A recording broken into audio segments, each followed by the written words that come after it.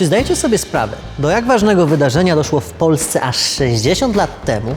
To właśnie wtedy, w styczniu 1961 roku, do Polski ze Szwecji przybył właśnie on. Wiedziałem, że zapomnę nazwisko. Martin, czy ty mógłbyś choć raz na oczach wszystkich nie przynosić mi wstydu? No, ale ja mówiłem, że nie mam pamięci do nazwisk. Ledwo co pamiętam, jak ma na imię twoja mama, co dopiero jakiś... Czy to był... Ingvar Kamprad, który chcąc rozwijać markę IKEA, poszukiwał za granicami Szwecji partnera biznesowego. Pan Kamprad dbał o jakość swoich produktów, ale jednocześnie chciałby były one cenowo dostępne dla każdego. Dostawcy w jego kraju nie potrafili podołać temu zadaniu. I tak, 21 stycznia 1961 roku trafił na nas, a dokładnie na przedstawicieli dawnej centrali handlu zagranicznego, z którymi spotkał się na lotnisku. Wśród nich był pan Marian Grabiński, który stał się przewodnikiem pana Kamprada po licznych wizytach w Polsce, no i generalnie zostali kumplami, a później stali się nierozłączni, tak jak my.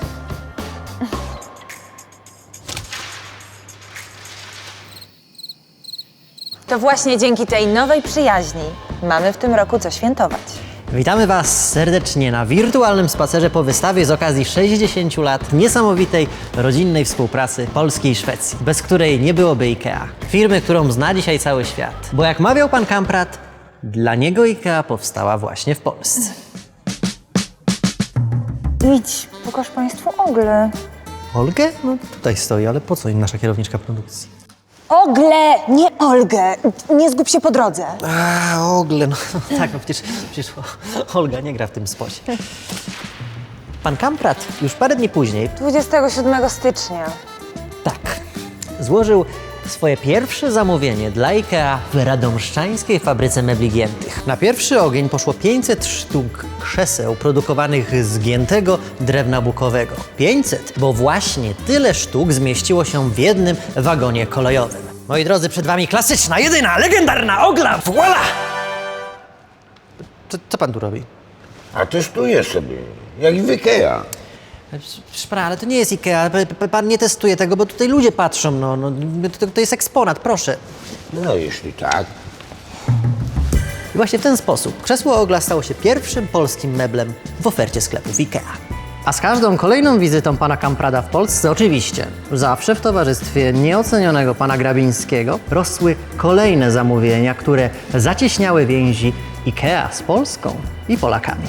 Panowie tak bardzo się lubili, że pan Grabiński podarował panu Kampradowi i jego przyszłej żonie Margarecie prezent ślubny w postaci własnego projektu regału MTP, który został wprowadzony do stałej produkcji i przez lata świetnie się sprzedawał.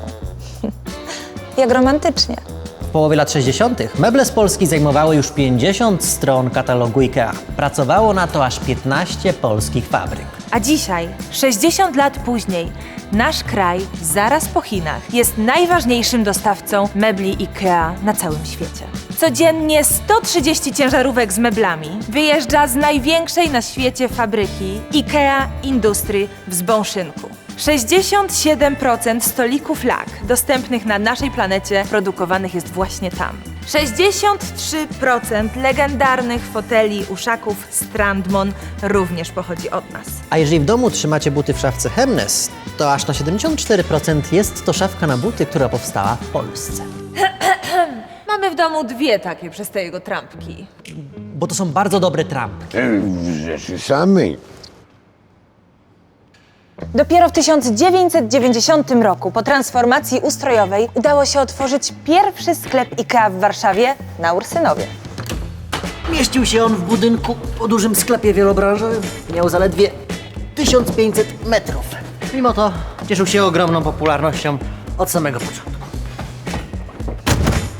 To wydaje się dziwne, ale dopiero wtedy, w końcu w jednym miejscu, Polacy mogli kupić meble, które produkowane były w ich kraju. Bo wcześniej, żeby je mieć, trzeba było fatygować się do polskich fabryk, które sprzedawały tak zwane odrzuty z eksportu. Łatwo nie było. Czy naprawdę pan musi pojawiać się cały czas w jakichś losowych momentach i jeszcze psuć mi puenty? To jest naprawdę uciążliwe. To tylko Martin. Dla mnie może pan wyskakiwać, kiedy pan chce. Okej, świetnie. To ja się przejdę. A ten maluch i tak jest częścią wystawy, więc nigdzie nie pojedzie. Ale nie mam prawa jazdy, więc fajnie, że mi pozwoliście prowadzić. Bawcie się sami.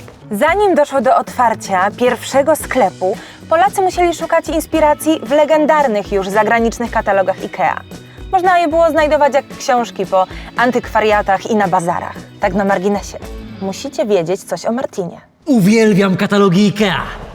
Wydawane od 1951 roku, ze średnim nakładem 200 milionów kopii w 32 językach na ponad 50 różnych rynkach, w wersji papierowej i cyfrowej. Drukowane w ilościach większych niż Biblia, która jest najlepiej sprzedającym się wydawnictwem na świecie. Dla milionów ludzi katalogi IKEA to najwspanialsza pigułka wiedzy o wystroju wnętrz i wielka fala inspiracji do urządzenia własnych 4 kątów. Na polską wersję katalogu Polacy musieli czekać aż do 1997 roku. Właśnie wtedy, w ponad 2-milionowym nakładzie, trafia po raz pierwszy, jak co roku w sierpniu, do skrzynek pocztowych w naszym kraju.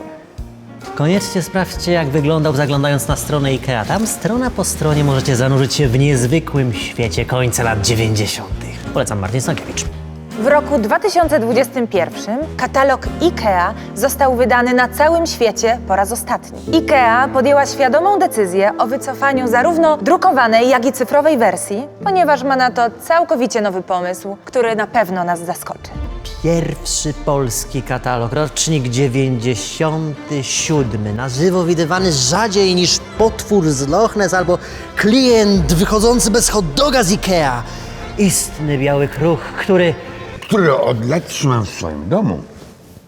To- Oddam za trampki. są pana wszystkie, proszę. Gdyby nie Polska, nie byłoby IKEA. Obecnie w naszym kraju działa 12 sklepów, w tym ostatni otwarty w Szczecinie. Musicie wiedzieć, że każdemu otwarciu sklepu IKEA zawsze towarzyszyło właśnie takie symboliczne przepiłowanie pnia. Ale teraz w Szczecinie zamiast tylko przycięcia takiej symbolicznej wstęgi postanowiono również zasadzić drzewo i to nie byle jakie, bo magnolię, która jest symbolem tego miasta. IKEA w Polsce to aż 8 spółek w 4 grupach, które zatrudniają ponad 16 tysięcy pracowników. IKEA to nie są tylko sklepy. Jej różnorodna działalność rozsiana jest po całym kraju.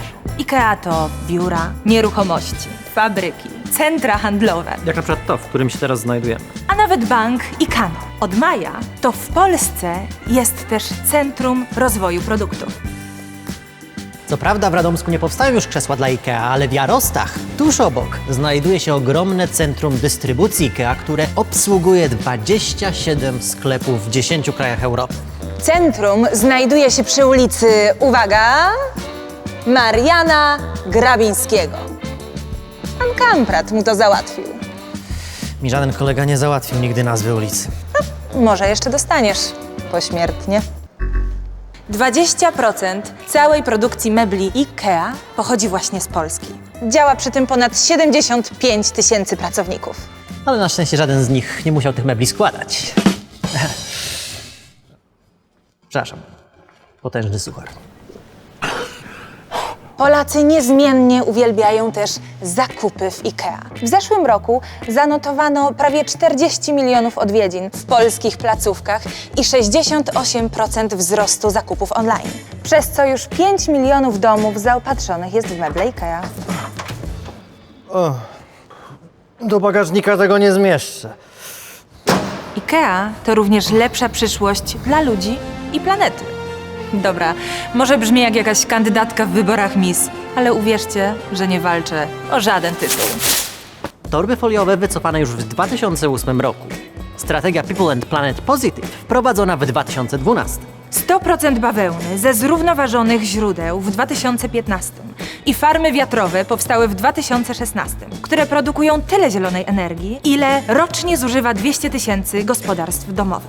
Wprowadzenie do sprzedaży instalacji fotowoltaicznych w 2017 roku i wycofanie wszystkich plastikowych produktów jednorazowego użytku w 2020. W 2030 IKEA ma w planach osiągnąć neutralność klimatyczną i stać się w pełni cyrkularnym biznesem.